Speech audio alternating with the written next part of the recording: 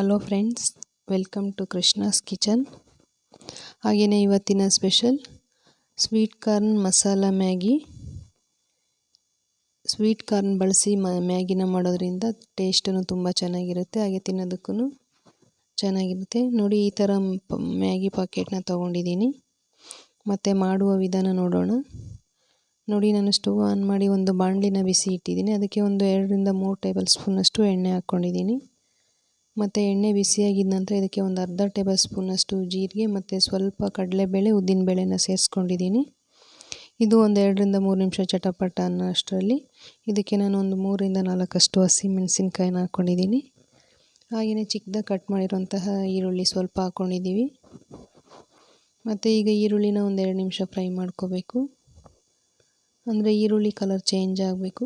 ಈರುಳ್ಳಿ colour change ಆಗೋ ತನಕ ಫ್ರೈ ಮಾಡಿಕೊಂಡ್ರೆ ಅಲ್ಲಿಗೆ ಈರುಳ್ಳಿ ಚೆನ್ನಾಗಿ ಸ್ಪೈಸಿಯಾಗಿ ಬೆಂದಿರುತ್ತೆ ಅಂತ. ಹಾಗೆಯೇ ಸ್ವಲ್ಪ ಟೊಮೆಟೊನೂ ಸಹ ಹಾಕ್ಕೊಂಡಿದ್ದೀವಿ. ನೋಡಿ, ಈಗ ಟೊಮೆಟೊನೂ ಚೆನ್ನಾಗಿ ಫ್ರೈ ಮಾಡ್ಕೋಬೇಕು. ಟೊಮೆಟೊ ಎಲ್ಲ ಚೆನ್ನಾಗಿ ಸಾಫ್ಟಾಗಿ ಬೇಯಬೇಕು. ಮತ್ತು ಈಗ ಇದಕ್ಕೆ ನಾನು ಸ್ವೀಟ್ ಕಾರ್ನ ಸ್ವಲ್ಪ ಸೇರಿಸ್ಕೊತಾ ಇದ್ದೀನಿ. ಇದನ್ನು ಒಂದು 2 ನಿಮಿಷ ಮಿಕ್ಸ್ ಮಾಡಿಕೊಂಡು ಫ್ರೈ ಮಾಡ್ಕೋಬೇಕು. ಎಣ್ಣೆಯಲ್ಲಿ ಸ್ವಲ್ಪ ಸಾಫ್ಟ್ ಆದಮೇಲೆ ಇದು ಮತ್ತೆ ನೀರು ಹಾಕಿದ್ಮೇಲೆ ಚೆನ್ನಾಗಿ ಬೇಯುತ್ತೆ.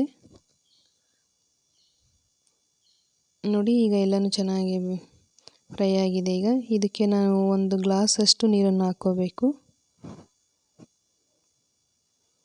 ಇದಾಗಿದ ನಂತರ ನಾವೀಗ 1 ಗ್ಲಾಸಷ್ಟು ನೀರನ್ನು ಹಾಕ್ಕೊಳ್ತಾ ಇದ್ದೀವಿ. ಈಗ ನೀರು ಹಾಕಿದ ಮೇಲೆ ಇದನ್ನು ಎಲ್ಲನೂ ಮಿಕ್ಸ್ ಮಾಡ್ಕೋಬೇಕು. ಹಾಗೆಯೇ ಮಿಕ್ಸ್ ಆಗಿದ ನಂತರ ನೋಡಿ, ಇದಕ್ಕೆ ಮಸಾಲ ಪೌಡರ್ ಬಂದಿರುತ್ತಲ್ಲ ಮ್ಯಾಗಿ ಒಳಗಡೆ, ಆ ಮಸಾಲಾನ ಹಾಕ್ಬಿಟ್ಟು ಎಲ್ಲನೂ ಮಿಕ್ಸ್ ಮಾಡಿ ಇದನ್ನು ಹಾಗೆಯೇ ಒಂದು 2 ನಿಮಿಷ ಕುದಿಯೋದಕ್ಕೆ ಬಿಟ್ಟಿದ್ದೀವಿ. ನೋಡಿ, ಈಗ ಚೆನ್ನಾಗಿ ಕುದಿ ಬರ್ತಾ ಇದೆ. ಈಗ ಇದಕ್ಕೆ ನಾವು ಮ್ಯಾಗಿನ ಸೇರಿಸ್ಕೊತಾ ಇದ್ದೀನಿ.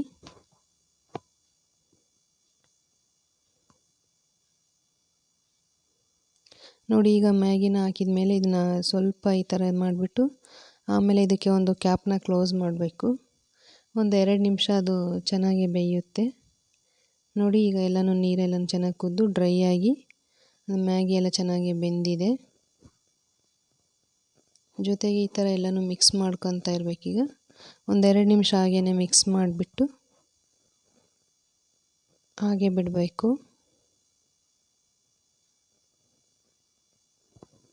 ನೋಡಿ, ಈ ರೀತಿಯಾಗಿ ಸ್ವೀಟ್ ಕಾರ್ನ್ ಮಸಾಲ ಮ್ಯಾಗಿ ರೆಡಿಯಾಗಿದೆ. ಈಗ ಸಾಫ್ಟಾಗಿ ಚೆನ್ನಾಗಿ ಬೆಂದಿದೆ ಕೂಡ. ಇದಾಗಿದ ನಂತರ ಇದಕ್ಕೆ ಒಂದು ಅರ್ಧ ಟೇಬಲ್ ಸ್ಪೂನಷ್ಟು ನಾನು ನೈಸ್ ಉಪ್ಪನ್ನು ಸೇರಿಸ್ಕೊತಾ ಇದ್ದೀನಿ. ಅಂದರೆ ಉಪ್ಪಿನಂಶ ಅದರಲ್ಲೇ ಇರೋದ್ರಿಂದ ನಾವು ರುಚಿಗೆ ತಕ್ಕಷ್ಟು ಎಷ್ಟು ಬೇಕೋ ಅಷ್ಟು ಮಾತ್ರ ಹಾಕ್ಕೋಬೇಕು. ನಾನು ಒಂದು 1/4 ಚಮಚದಷ್ಟು ಅಷ್ಟೇ ಹಾಕ್ಕೊಂಡಿದ್ದೀನಿ. ನೋಡಿ, ಈ ರೀತಿಯಾಗಿ ನಾವು ಪ್ಲೇಟಿಂಗ್ಗೆ ಸರ್ವ್ ಮಾಡಿದ್ದೀವಿ. ಹಾಗೆಯೇ ನಿಮಗೂ ಇಷ್ಟ ಆದರೆ ನೀವು ಒಂದ್ಸಲ ಟ್ರೈ ಮಾಡಿ. ವಿಡಿಯೋ ಇಷ್ಟ ಆದರೆ ಲೈಕ್ ಮಾಡಿ, ಶೇರ್ ಮಾಡಿ, ಕಮೆಂಟ್ ಮಾಡಿ. ಕೃಷ್ಣಾಸ್ ಕಿಚನ್ಗೆ ಸಬ್ಸ್ಕ್ರೈಬ್ ಮಾಡಿ, ಹಾಗೆಯೇ ಸಪೋರ್ಟ್ ಮಾಡಿ. ವಿಡಿಯೋ ನೋಡಿದ್ದಕ್ಕಾಗಿ ಧನ್ಯವಾದಗಳು.